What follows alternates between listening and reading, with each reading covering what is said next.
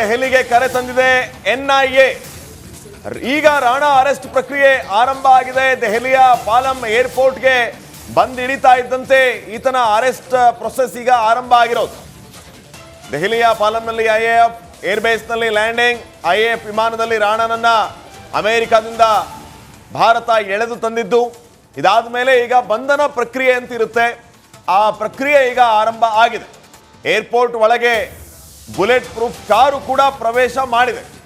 ಅಮೆರಿಕದಿಂದ special flight ಅಲ್ಲಿ ಈ ತಹವ್ವುರ್ ಹುಸೇನ್ ರಾಣಾನನ್ನ ಕರೆದು ತಂದು ಈಗ ಪಾಲಂ ಏರ್ಪೋರ್ಟ್ಗೆ ಬರ್ತಾ ಇದ್ದಂತೆ ಎನ್ಐಎ ಈತನನ್ನ ವಶಕ್ಕೆ ತೆಗೆದುಕೊಳ್ಳುವಂಥದ್ದು ಅಥವಾ ಆತನನ್ನ ಬಂಧನಕ್ಕೆ ಒಳಪಡಿಸುವಂತಹ ಪ್ರಕ್ರಿಯೆಯನ್ನ ಈಗ ಆರಂಭ ಮಾಡಿದೆ.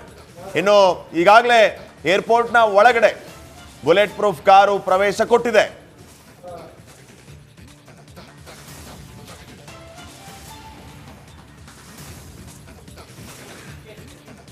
ನೋಡಿ, ತಹವ್ವುರ್ ರಾಣಾನಿಂದ ಪಾಕಿಸ್ತಾನ್ ಈ ಸಂದರ್ಭದಲ್ಲಿ ಅಂತರವನ್ನ ಕಾಯ್ದುಕೊಂಡಿರೋದು ಒಂದು ಕಡೆ ಆದ್ರೆ, ಭಾರತಕ್ಕೆ ಬೇಕಾಗಿದ್ದಂತಹ ಉಗ್ರ ಮುಂಬೈ ದಾಳಿಯ ಸಂಚುಕೋರ ಒಂದು ಸಂಪೂರ್ಣ ತಂಡವನ್ನ ಕಟ್ಕೊಂಡು ಈ ತಹವ್ವುರ್ ರಾಣಾ ಯಾವ ರೀತಿ ಸಮುದ್ರದ ಮಾರ್ಗವಾಗಿ ಮುಂಬೈಗೆ ಬಂದು ಏಕಾಏಕಿ ದಾಳಿಯನ್ನ ನಡೆಸಿ 166ಕ್ಕೂ ಹೆಚ್ಚು ಜನರ ಸಾವಿಗೆ ಈತ ಕಾರಣೀಕರ್ತ ಆಗಿರ್ತಾನೆ. ಫೆಬ್ರವರಿಯಲ್ಲಿ ನಡೆದಂತಹ ಒಂದು ಜಂಟಿ ಸುದ್ದಿಗೋಷ್ಠಿಯಲ್ಲಿ ಡೊನಾಲ್ಡ್ ಟ್ರಂಪ್ ಅನೌನ್ಸ್ ಮಾಡ್ತಾರೆ, ಅತ್ಯಂತ ದುಷ್ಟ ವ್ಯಕ್ತಿಯನ್ನ ನಾವು ಭಾರತ ದೇಶಕ್ಕೆ ಕೊಡೋದಕ್ಕೆ ಹ್ಯಾಂಡ್ ಓವರ್ ಮಾಡೋದಕ್ಕೆ ರೆಡಿ ಇದ್ದೀವಿ ಅಂತ ಹೇಳಿ. ಆ ರೀತಿ ಅನೌನ್ಸ್ ಮಾಡಿದ್ದೆ ತಡ. ತಹವ್ವುರ್ ರಾಣಾನನ್ನ ಯಾವಾಗ ಭಾರತಕ್ಕೆ ಕರ್ಕೊಂಡು ಬರ್ತೀವಿ, ಯಾವಾಗ ಆತನನ್ನ ವಿಚಾರಣೆಗೆ ಒಳಪಡಿಸ್ತೀವಿ, ಯಾವಾಗ ಇನ್ನಷ್ಟು ಮಾಹಿತಿ ಕಲೆ ಹಾಕ್ತೀವಿ, ಈ ರೀತಿ ಹಾತೊರೆಯುವಂತಹ ಕೆಲಸ ನ್ಯಾಷನಲ್ ಇನ್ವೆಸ್ಟಿಗೇಷನ್ ಏಜೆನ್ಸಿಯಿಂದ ಆಗ್ತಾ ಇತ್ತು. ಸೊ ಎಲ್ಲವೂ ಅಂದುಕೊಂಡಂತೆ ಆಗಿದೆ. ತಹವ್ವುರ್ ರಾಣಾನನ್ನ ಈಗ ಭಾರತ ಅಮೆರಿಕಾದಿಂದ ಕರೆತರುವಲ್ಲಿ ಯಶಸ್ವಿ ಆಗಿದೆ. ನಮ್ಮ ಜೊತೆಗೆ ಸ್ಮಿತಾ ಕೂಡ ಜಾಯ್ನ್ ಆಗಿದ್ದಾರೆ. Smita, over to you. ನಿಜ ನೋಡಿ, ಭಾರತಕ್ಕೆ ಹಸ್ತಾಂತರ ಮಾಡೋ ಪ್ರಕ್ರಿಯೆಗೆ ಅಮೆರಿಕ ಯಾವಾಗ ಸನ್ನದ್ಧವಾಯ್ತೋ ಖುದ್ದು ತಹವ್ವುರ್ ರಾಣಾ ಇದಕ್ಕೆ ಸಿದ್ಧನಿರಲಿಲ್ಲ. ಭಾರತಕ್ಕೆ ಹೋದ್ರೆ ತನ್ನ ಪರಿಸ್ಥಿತಿ ಏನಾಗಬಹುದು ಅನ್ನೋದ್ರ ಅಂದಾಜು ಆತನಿಗಿತ್ತು.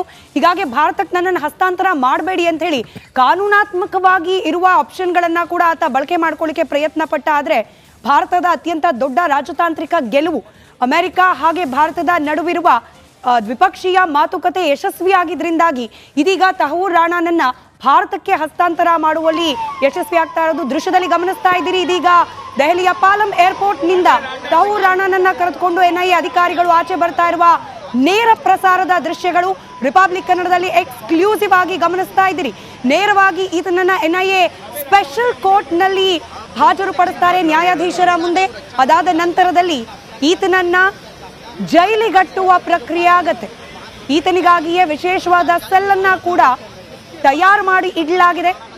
ಇನ್ಫ್ಯಾಕ್ಟ್ ಜೈಲಿನಲ್ಲೇ ಈತನಿಗೆ ಮೆಡಿಕಲ್ ಟೆಸ್ಟ್ ಕೂಡ ಮಾಡುವ ವ್ಯವಸ್ಥೆಯನ್ನ ಮಾಡಲಾಗಿದೆ. ತಿಹಾರ್ ಜೈಲಿಗೆ ಎನ್ಐಎ ಕೋರ್ಟ್ಗೆ ಈತನನ್ನ ಹಾಜರುಪಡಿಸಿದ ನಂತರದಲ್ಲಿ ಕರ್ಕೊಂಡು ಹೋಗಲಾಗುತ್ತೆ. ಅಲ್ಲಿಗೆ ಭಾರತದ ಪಾಲಿಗೆ ಮೋಸ್ಟ್ ವಾಂಟೆಡ್ ಆಗಿದ್ದ ಮತ್ತೋರ್ವ ಉಗ್ರ ಭಾರತದ ಪಾಲಾಗಿದ್ದಾನೆ. ಎನ್ಐಎ ಅಧಿಕಾರಿಗಳಿಗೆ ಹಸ್ತಾಂತರ ಆಗಿದೆ ಈತನದ್ದು. ಇದೀಗ ನೇರವಾಗಿ ಎನ್ಐಎ ಕೋರ್ಟ್ಗೆ ಈತನನ್ನ ಕರ್ಕೊಂಡು ಹೋಗ್ತಾ ಇದ್ದಾರೆ. ಪಾಲಂ ಏರ್ಪೋರ್ಟ್ ನಿಂದ ಈಗಷ್ಟೇ ಆತನನ್ನ ಹೊರಗೆ ಕರ್ಕೊಂಡು ಬಂದ ದೃಶ್ಯವನ್ನ ರಿಪಬ್ಲಿಕ್ ಕನ್ನಡದಲ್ಲಿ ಎಕ್ಸ್ಕ್ಲೂಸಿವ್ ಆಗಿ ನೀವು ಗಮನಿಸ್ತಾ ಇದ್ದೀರಿ.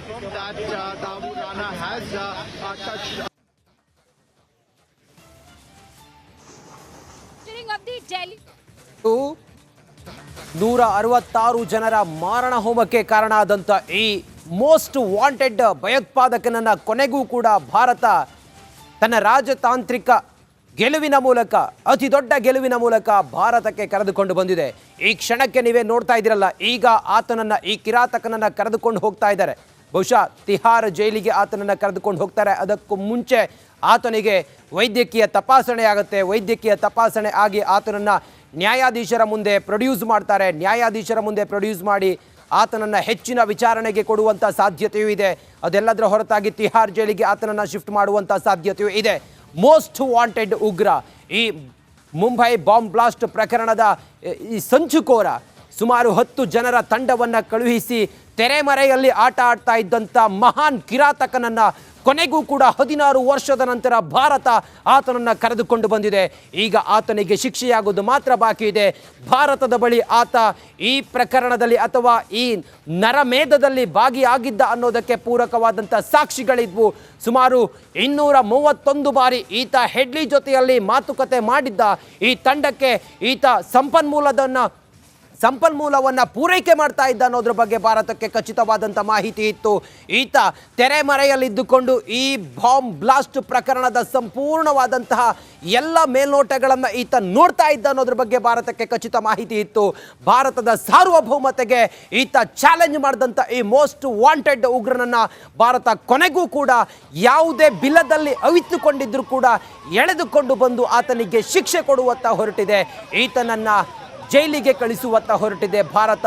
ಈ ಸದ್ಯಕ್ಕೆ ಈ ಕ್ಷಣಕ್ಕೆ ಆತನನ್ನು ಕರೆದುಕೊಂಡು ಬಂದು ಇನ್ನೇನು ಕೆಲವೇ ಹೊತ್ತಿನಲ್ಲಿ ಆತನ ಮೆಡಿಕಲ್ ಚೆಕಪ್ ಆಗಿ ಆ ನಂತರ ಆತನನ್ನು ನ್ಯಾಯಾಧೀಶರ ಮುಂದೆ ಪ್ರೊಡ್ಯೂಸ್ ಮಾಡಿ ಆತನನ್ನು ಮುಂದೆ ತಿಹಾರ್ ಜೈಲಿಗೆ ಕಳಿಸ್ತಾರೋ ಅಥವಾ ಹೆಚ್ಚಿನ ವಿಚಾರಣೆಗೆ ಆತನನ್ನು ಒಪ್ಪಿಸ್ತಾರೋ ಅನ್ನೋದು ಈ ಹೊತ್ತಿಗೆ ಕುತೂಹಲ.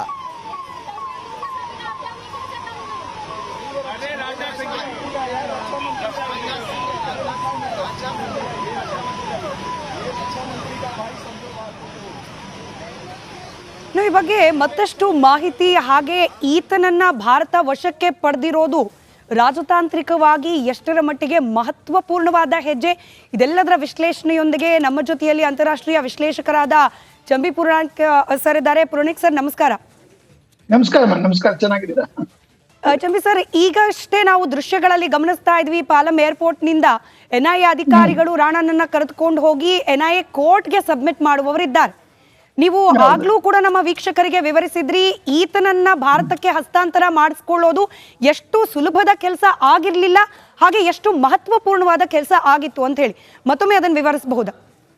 ನಾನು ಮೊದಲೇ ಹೇಳಿದ ಹಾಗೆ ಇದೊಂದು ಅತ್ಯಂತ ಚಾಲೆಂಜಿಂಗ್ ಮತ್ತೆ ಅತ್ಯಂತ ಕ್ಲಿಷ್ಟಕರವಾದ ಒಂದು ಲೀಗಲ್ ಮ್ಯಾಟರ್. ಯಾಕಂದ್ರೆ ಅಮೆರಿಕಾದಲ್ಲಿ ಅವರಿಗೆ ಲಿಬರ್ಟಿ ಬಗ್ಗೆ ಇರತಕ್ಕಂತ ಒಂದು ವ್ಯಾಮೋಹ ಇದೆಯಲ್ಲ, ಅವರನ್ನ ಎಂತ ಅಪರಾಧಿಯನ್ನು ಒಂದು ರೀತಿಯಲ್ಲಿ ಬಿಡುಗಡೆ ಮಾಡ್ತಕ್ಕಂಥ ಲೂಪ್ ಹೋಲ್ಸ್ ಅಥವಾ ಸಮ್ ಜಡ್ಜ್ಗಳ ಡಿಸ್ಕ್ರಿಷನ್ ಅವರ ವಿವೇಚನೆಗೆ ಇರ್ತದೆ. ಆದ್ರೆ ಇಲ್ಲಿ ವಿವೇಚನೆಗೆ ಅವಕಾಶ ಇಲ್ಲ ಅಂತಕ್ಕಂಥದ್ದನ್ನ ನಮ್ಮ ನ್ಯಾಷನಲ್ ಇನ್ವೆಸ್ಟಿಗೇಷನ್ ಏಜೆನ್ಸಿ ಇದೆಯಲ್ಲ, ಅಜಿತ್ ದವಾಲ್ ರವರ ನೇತೃತ್ವದಲ್ಲಿ, ಅವರು ಅದನ್ನು ಸುಮಾರು ವರ್ಷಗಳಿಂದ ಮಾಡ್ಕೊಂಡು ಬಂದಿದ್ದಾರೆ. ಅದರಿಂದ ಇದರ ಜೊತೆಗೆ ಇದು ರಾಜತಾಂತ್ರಿಕವಾದ ಒಂದು ವಿಕ್ಟ್ರಿ ಅಂತಕ್ಕಂಥದ್ರೆ ಎರಡನೇ ಮಾತಿಲ್ಲ. I agree.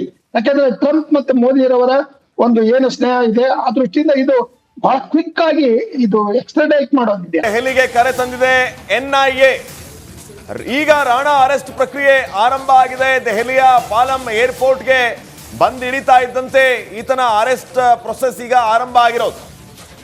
ದೆಹಲಿಯ ಪಾಲಂನಲ್ಲಿ IAF ಏರ್ಬೇಸ್ನಲ್ಲಿ ಲ್ಯಾಂಡಿಂಗ್.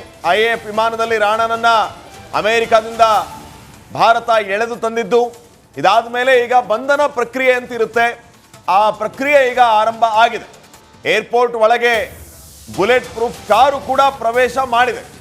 ಅಮೆರಿಕದಿಂದ ಸ್ಪೆಷಲ್ ಫ್ಲೈಟಲ್ಲಿ ಈ ತಹವ್ವುರ್ ಹುಸೇನ್ ರಾಣಾನನ್ನ ಕರೆದು ತಂದು ಈಗ ಪಾಲಂ ಏರ್ಪೋರ್ಟ್ಗೆ ಬರ್ತಾ ಇದ್ದಂತೆ NIA ಈತನನ್ನ ವಶಕ್ಕೆ ತೆಗೆದುಕೊಳ್ಳುವಂಥದ್ದು ಅಥವಾ ಆತನನ್ನ ಬಂಧನಕ್ಕೆ ಒಳಪಡಿಸುವಂತಹ ಪ್ರಕ್ರಿಯೆಯನ್ನ ಈಗ ಆರಂಭ ಮಾಡಿದೆ.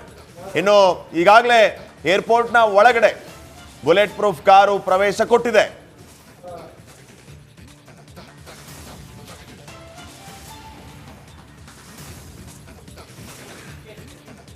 ನೋಡಿ, ತಹವ್ವುರ್ ರಾಣಾನಿಂದ ಪಾಕಿಸ್ತಾನ್ ಈ ಸಂದರ್ಭದಲ್ಲಿ ಅಂತರವನ್ನ ಕಾಯ್ದುಕೊಂಡಿರೋದು ಒಂದು ಕಡೆ ಆದ್ರೆ, ಭಾರತಕ್ಕೆ ಬೇಕಾಗಿದ್ದಂತಹ ಉಗ್ರ, ಮುಂಬೈ ದಾಳಿಯ ಸಂಚುಕೋರ, ಒಂದು ಸಂಪೂರ್ಣ ತಂಡವನ್ನ ಕಟ್ಕೊಂಡು ಈ ತಹವ್ವುರ್ ರಾಣಾ ಯಾವ ರೀತಿ ಸಮುದ್ರದ ಮಾರ್ಗವಾಗಿ ಮುಂಬೈಗೆ ಬಂದು ಏಕಾಏಕಿ ದಾಳಿಯನ್ನ ನಡೆಸಿ 166ಕ್ಕೂ ಹೆಚ್ಚು ಜನರ ಸಾವಿಗೆ ಈತ ಕಾರಣೀಕರ್ತ ಆಗಿರ್ತಾನೆ. ಫೆಬ್ರವರಿಯಲ್ಲಿ ನಡೆದಂತಹ ಒಂದು ಜಂಟಿ ಸುದ್ದಿಗೋಷ್ಠಿಯಲ್ಲಿ